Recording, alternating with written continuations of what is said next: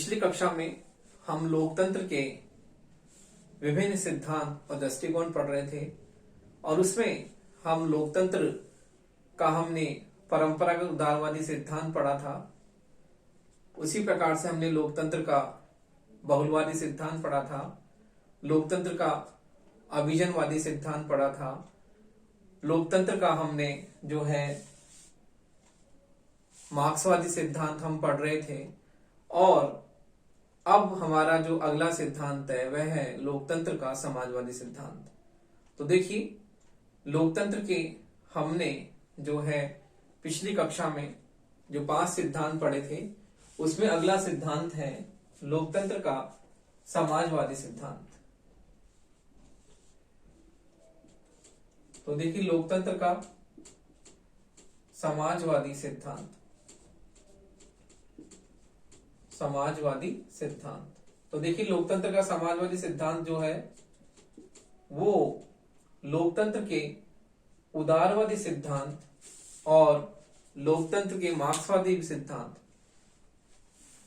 दोनों के बीच का रास्ता है। अर्थात उदारवादी सिद्धांत और मार्क्सवादी सिद्धांत में समन्वय स्थापित करके ये सिद्धांत बनाया गया है।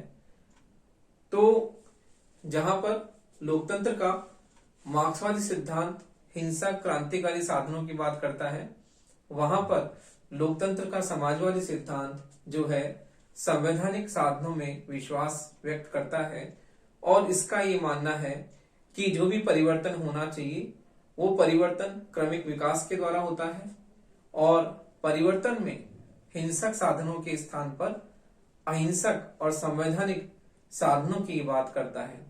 तो इस प्रकार ये समाजवादी सिद्धांत लोकतंत्र में विश्वास करता है और इसलिए हम इसे एक अन्य नाम से भी जानते हैं, लोकतांत्रिक समाजवादी सिद्धांत।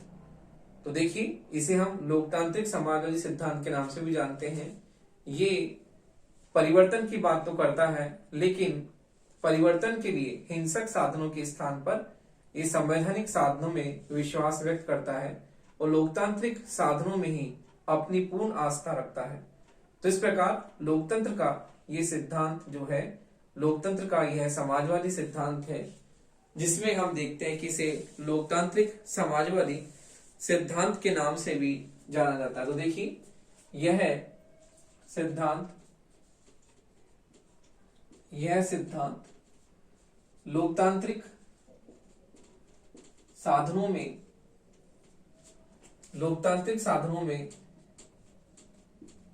विश्वास व्यक्त करता है, लोकतांत्रिक साधनों में विश्वास व्यक्त करता है और लोकतांत्रिक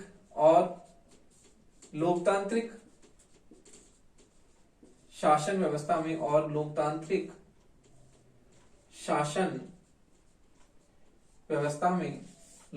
शासन व्यवस्था में इसकी अगाध आस्था है।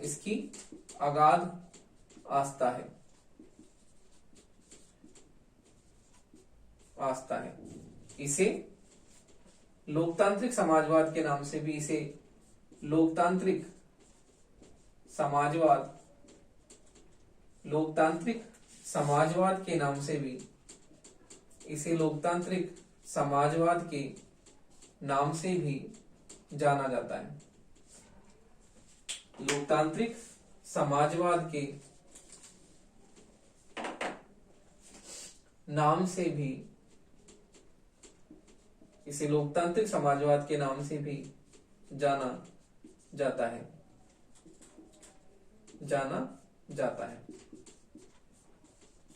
यह विधि के शासन में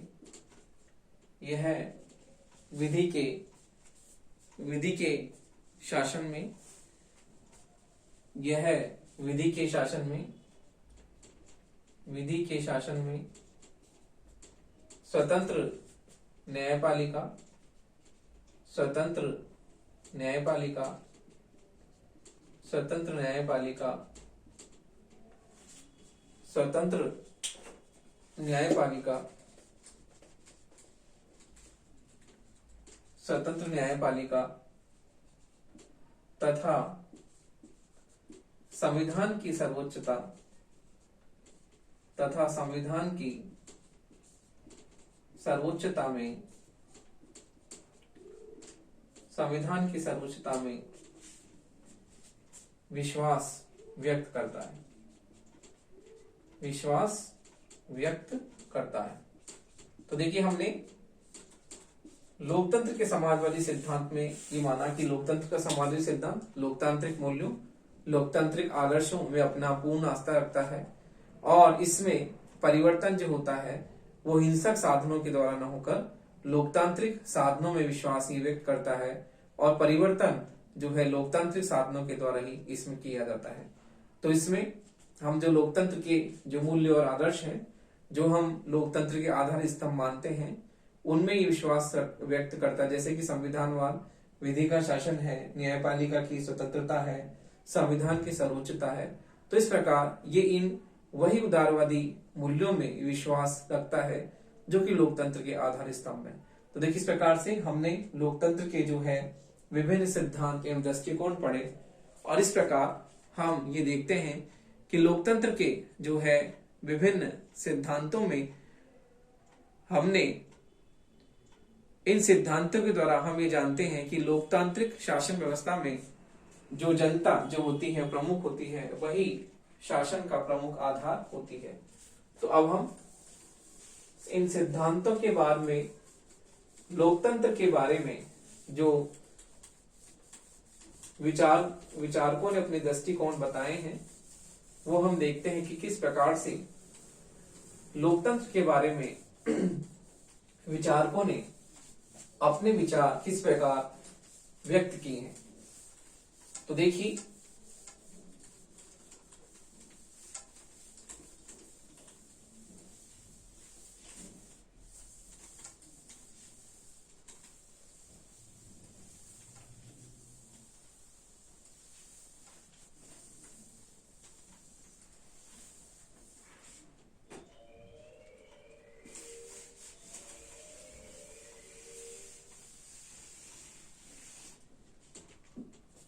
देखिए लोकतांत्रिक शासन व्यवस्था के बारे में कुछ परिभाषाएं हैं, इस प्रकार हैं। तो देखिए लोकतंत्र के संबंध में, लोकतंत्र के संबंध में लोकतंत्र के संबंध में प्रमुख परिभाषाएं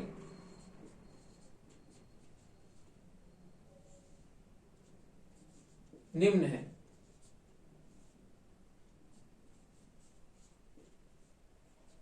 देखिए जैसे कि डाइसी ने लिखा है, डाइसी के अनुसार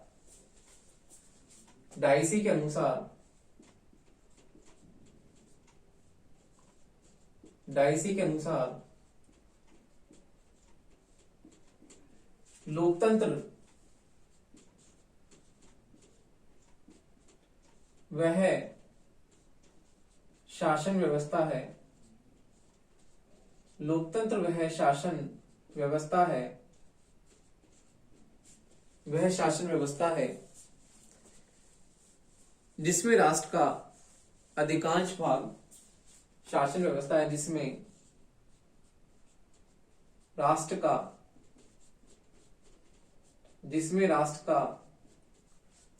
अधिकांश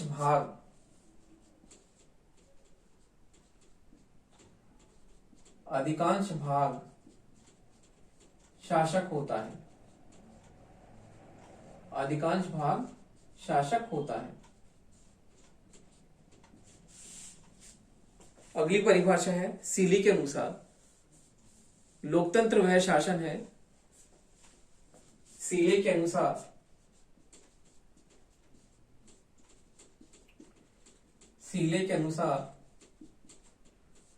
लोकतंत्र वह शासन व्यवस्था है, लोकतंत्र वह शासन व्यवस्था है शासन व्यवस्था है जिसमें प्रत्येक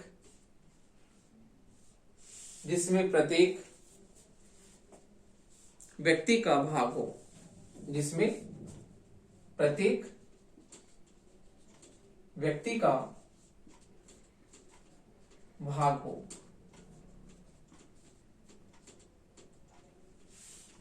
व्यक्ति का भाग हो।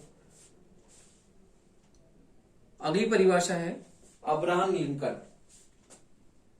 अब्राहम लिंकन के अनुसार, अब्राहम लिंकन के अनुसार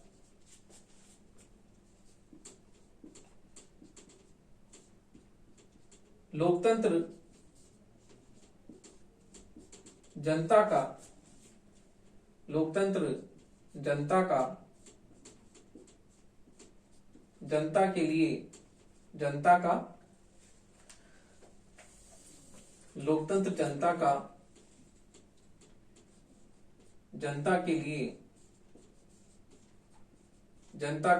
के लिए जनता के द्वारा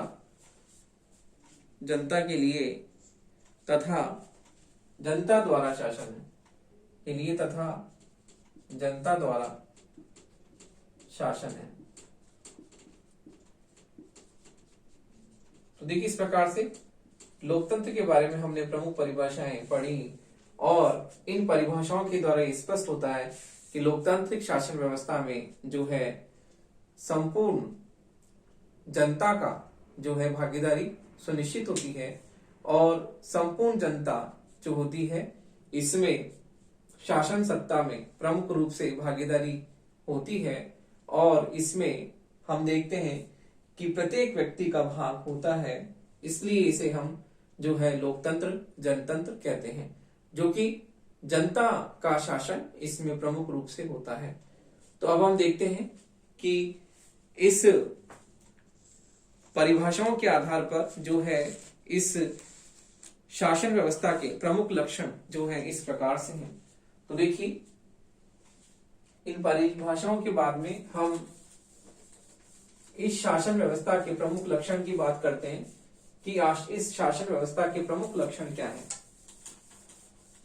देखिए, इन परिभाषाओं के आधार पर हम लोकतांत्रिक शासन व्यवस्था के जो है प्रमुख लक्षण या विशेषता इस प्रकार बता सकते हैं।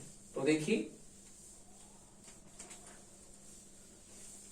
लोकतांत्रिक शासन व्यवस्था के प्रमुख लक्षण या विशेषता इस प्रकार है। तो देखिए, लोकतंत्र के प्रमुख लक्षण, लोकतंत्र के प्रमुख लक्षण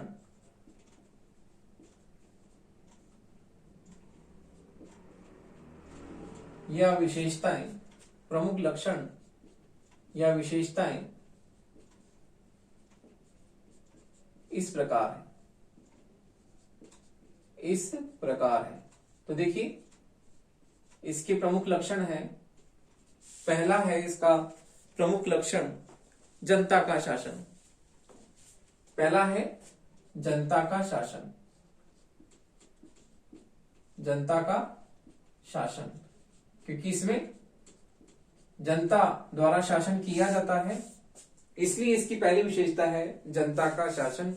किसमें प्रभु सत्ता जनता में निवास करती है और जनता स्वयं इसमें जो है शासन करती है। निर्वाचन में उसे खड़े रहने का अधिकार होता है, इसी प्रकार से वो अपने प्रतिनिधियों के माध्यम से भी शासन करती है। तो हम देखते हैं कि इसमें जो है जनता का शासन प्रमुख है। अगला है जनता द्वारा निर्मित शासन। दूसरा पॉइंट है जनता द्वारा निर्मित शासन, जनता द्वारा निर्मित शासन।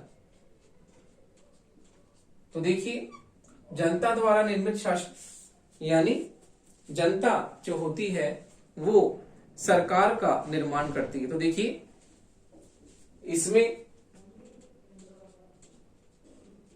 सरकार का निर्माण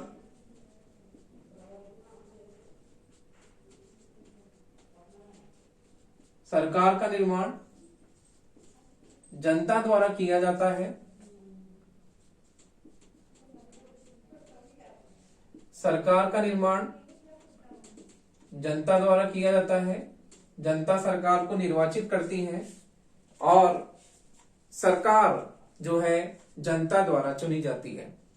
तो इस शासन व्यवस्था में हम देखते हैं कि सरकार का निर्वाचन जनता स्वयं करती है और जनता जो होती है स्वयं इसमें चुनाव में खड़ी भी हो सकती है और अपने प्रतिनिधियों के माध्यम से भी शासन करती है। तो इसलिए इस शासन व्यवस्था में जनता स्वयं जो है सरकार के निर्माण में अपनी महत्वपूर्ण भागीदारी जो है देती है। अगला है लोकतंत्र शासन एक साधन है, साध्य नहीं। तो देखिए, लोकतंत्र शासन एक साधन है, लोकतंत्र शासन एक लोकतंत्र शासन एक साधन है, एक साधन है। लोकतंत्र शासन एक साधन है, साध्य नहीं। तो देखिए, इसमें हम देखते हैं कि लोकतांत्रिक शासन व्यवस्था एक प्रमुख साधन है, साध्य नहीं है। अर्थात जो है लोकतंत्र कभी भी साध्य नहीं माना जाता, बल्कि एक साधन माना जाता है। अगला है, अगली विशेषता है जनता के प्रति उत्तरदायी शासन। जनता के प्रति उत्तरदायी शासन। तो देखिए, ये शासन व्यवस्था में हम देखते हैं कि जनता के प्रति शासन उत्तरदायी माना जाता है और तो देखिए, जनता के प्रति उत्तरदायी शासन इसमें होता है और जनता की जवाबदेही इसमें प्रमुख रूप से मानी जाती है। और यदि शासन जनता के प्रति उत्तरदायी नहीं है तो अगली बार जो है चुनाव में जनता नई सरकार को निर्वाचित करती है, तो हम देखते हैं कि शासन व्यवस्था में उत्तरदायी और जवाबदेही शासन की बात होती है। अगला पॉइंट है लोकतंत्र विकासशील साधन है। अगला पॉइंट है लोकतंत्र विकासशील साधन है, विकासशील साधन है। तो देखिए, लोकतांत्रिक शासन व्यवस्था में हम देखते हैं कि लोकतांत्रिक शासन व्यवस्था कई अवस्थाओं से गुजरती है और किस प्रकार से जो है व्यक्तिवादी लोकतंत्र बाद में लोक कल्याणकारी राज्य के रूप में जो है बदल जाता है। तो इस प्रकार से हम देखते हैं कि राज्य जो है विभिन्न अवस्थाओं से गुजरता है और व्यक्तिवादी लोकतंत्र में हम देखते हैं कि इसमें राज्य के हस्तक्षेप की बात की जाती है, लेकिन फिर आगे की विकास की प्रक्रिया से गुजरते हुए ये लोक कल्याणकारी राज्य में आगे चलकर बदल जाता है। तो इस प्रकार ये विकास की प्रक्रिया से गतिशील है। तो देखिए, इस प्रकार हम लोकतांत्रिक शासन व्यवस्था के हमने जो है प्रमुख लक्षण और विशेषताएं अभी देखी। तो देखिए, अब है लोकतांत्रिक शासन व्यवस्था के गुण और दोष। तो देखिए, जो कि आपके 20 नंबर का प्रश्न आता है, तो उसके लिए बहुत ही महत्वपूर्ण है कि उसमें इस तरह से प्रश्न आता है कि लोकतंत्र से आप क्या समझते हैं और लोकतांत्रिक शासन व्यवस्था के प्रमुख गुण और दोषों का आप क्या कीजिए, वर्णन कीजिए। और प्रश्न एक ये भी आता है कि लोकतंत्र से आपका क्या अभिप्राय है लोकतंत्र के आशय को स्पष्ट करते हुए लोकतंत्र के प्रमुख गुण और दोषों का वर्णन करते हुए इसके मार्ग में आने वाली जो बाधाएं हैं, रुकावटें हैं, उनकी आप व्याख्या कीजिए। तो देखिए, प्रश्न इस तरह से 3 भागों में बढ़ जाता है। लोकतंत्र से आप क्या समझते हैं, फिर लोकतंत्र को परिभाषित करते हुए आपको इसके गुण और दोष और इसके मार्ग में आने वाली बाधाओं का जो है इसकी व्याख्या करनी होती है। तो अब हम लोकतंत्र के गुण विशेषताएं की बात करते हैं कि लोकतंत्र के गुण क्या हैं। तो देखिए,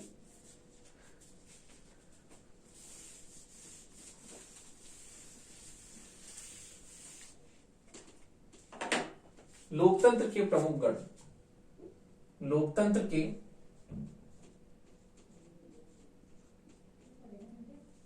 प्रमुख गुण।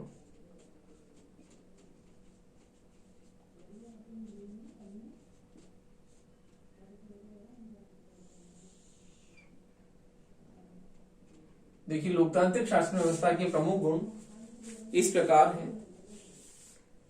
पहला पॉइंट है सार्वजनिक हित में वृद्धि। पहला पॉइंट है सार्वजनिक हित में वृद्धि। सार्वजनिक हित में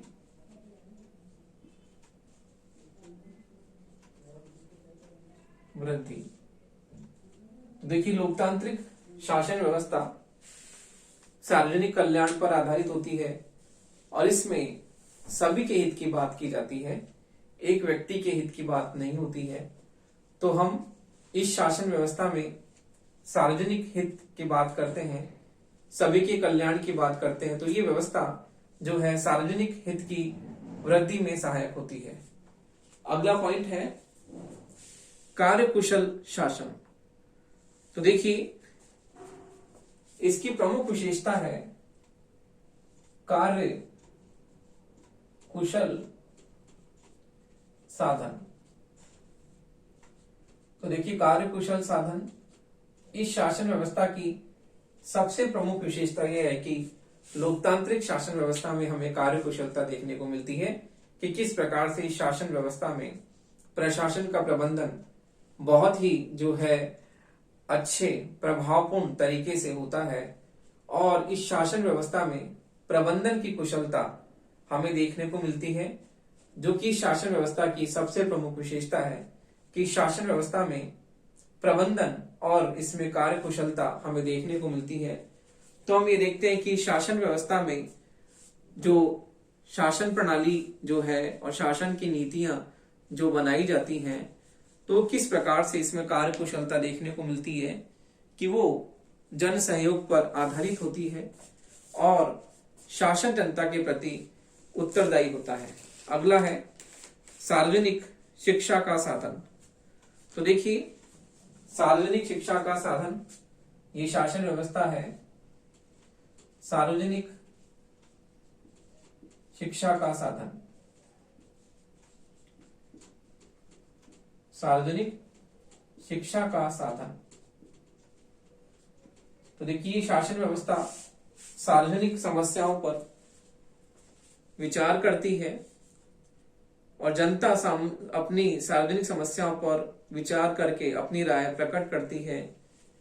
जनमत के निर्माण में जो किस प्रकार से हम देखते हैं कि जनमत का निर्माण इस शासन व्यवस्था में होता है और चुनाव में प्रचार प्रसार जो भी होता है तो वो भी हम देखते हैं कि किस प्रकार से जो जनता जो होती है वो राजनीतिक उसे शिक्षा प्राप्त होती है। तो इस शासन व्यवस्था में हमें सार्वजनिक शिक्षा, जो राजनीतिक शिक्षा जो होती है, वो लोग जो हैं उससे शिक्षित होते हैं और वो किस प्रकार से जो है मतदान को प्रभावित करते हैं और चुनाव में जो है अपने विचार प्रकट करते हैं। देखिए, अगली विशेषता है नैतिक शिक्षा का साधन। अगला है नैतिक शिक्षा का साधन। तो देखिए, लोकतांत्रिक शासन व्यवस्था में व्यक्ति को नैतिक शिक्षा दी जाती है और व्यक्ति जो है नैतिक रूप से, चारित्रिक रूप से उसमें हम देखते हैं कि उसमें किस प्रकार से जो है नैतिक गुणों का समावेश होता है। तो इस शासन व्यवस्था में हम देखते हैं कि किस प्रकार जो नागरिक जो होते हैं उन नागरिकों में नैतिकता और पवित्रता की भावना जो होती है बहुत ही प्रबल हमें देखने को मिलती है। तो देखिए इस शासन व्यवस्था में नागरिक नैतिक मूल्य और आदर्शों को बहुत ही महत्व देते हैं और उनके जीवन में नैतिकता और पवित्रता का महत्वपूर्ण स्थान होता है। अगला है, इसकी अगला गुण है स्वतंत्रता व समानता पर आधारित शासन व्यवस्था। स्वतंत्रता तथा समानता पर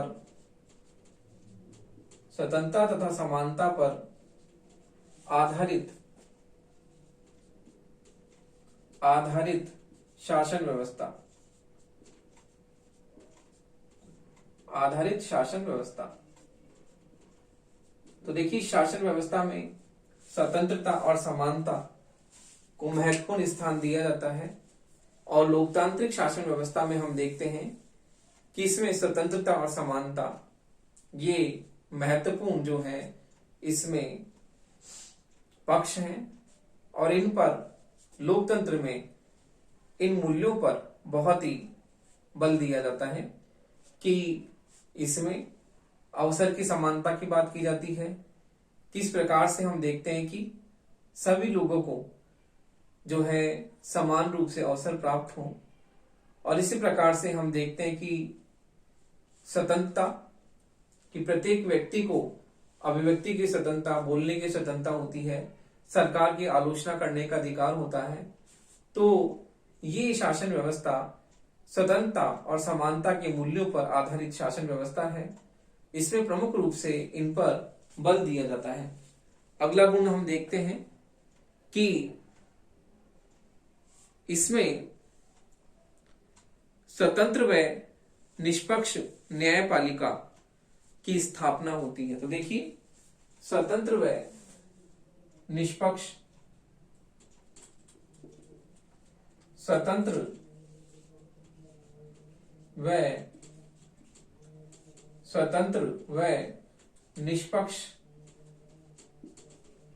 न्यायपालिका। तो देखिए इस शासन व्यवस्था में स्वतंत्र और निष्पक्ष न्यायपालिका होती है और न्यायपालिका निष्पक्ष रूप से अपने महत्वपूर्ण निर्णय लेती है और उसमें किसी भी प्रकार का कोई हस्तक्षेप नहीं होता। न्यायपालिका स्वतंत्र रूप से अपना निर्णय लेती है बिना किसी पक्षपात के। तो इसमें स्वतंत्र और निष्पक्ष न्यायपालिका की स्थापना हम लोकतंत्र में देखते हैं कि लोकतांत्रिक शासन व्यवस्था में हम स्वतंत्र और निष्पक्ष न्यायपालिका को बहुत ही महत्वपूर्ण मानते हैं। तो देखिए अगला इसका गुण है वो ये है कि कला, साहित्य, संस्कृति व विज्ञान की प्रगति में सहायक। देखिए कला,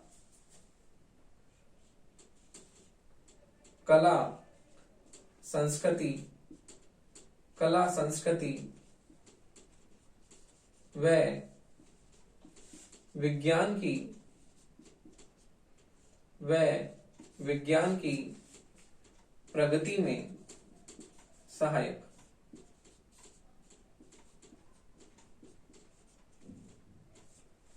तो देखिए ये शासन व्यवस्था कला, संस्कृति व विज्ञान की प्रगति में सहायक है क्योंकि शासन व्यवस्था में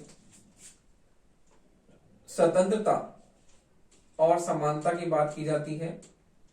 तो देखिए इसमें कलाओं, संस्कृतियों को किस प्रकार से स्वतंत्र रूप से जो है उभरने का मौका मिलता है और कला मर्मज्ञ, कला प्रेमी जो है स्वतंत्रता उन्हें प्राप्त होती है और वो किस प्रकार से अपनी कलाकृतियां बनाने में स्वतंत्रता का प्रयोग करते हैं। और कई बार हम देखते हैं कि जो साहित्यकार होते हैं वो लिखने में किस प्रकार से सरकार की आलोचना भी कर देते हैं, और इसी प्रकार से जो एक कलाकार है या मूर्तिकार है वो भी जो है अपने किस प्रकार से अपने मन की बात को अपनी कला के माध्यम से प्रकट कर सकता है।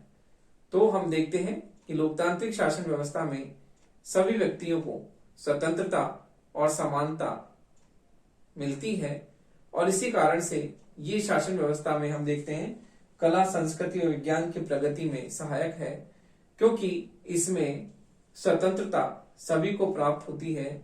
तो इस कारण से हम देखते हैं कि शासन व्यवस्था में कला, संस्कृति व विज्ञान जो है बहुत ही ज्यादा इसमें पोषित और पल्लवित होती हैं, और आगे जो है किस प्रकार से जो है उन्नति करती हैं।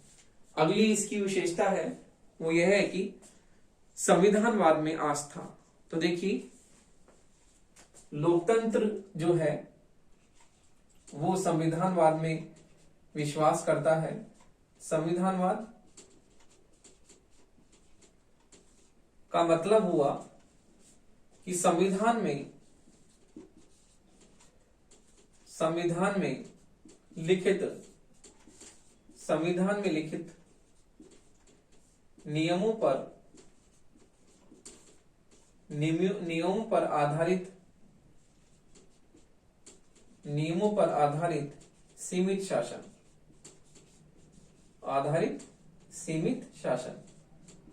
तो देखिए संविधान में लिखित नियमों पर आधारित शासन होता है, और शासन जो होता है किस प्रकार उत्तरदायी और सीमित होता है। तो देखिए इस शासन व्यवस्था में हम देखते हैं ये शासन व्यवस्था संविधानवाद पर आधारित है। तो देखिए इस प्रकार लोकतंत्र के प्रमुख गुण जो है हमने पढ़े, और इसमें जो है संविधानवाद भी जो है एक लोकतंत्र का प्रमुख गुण है।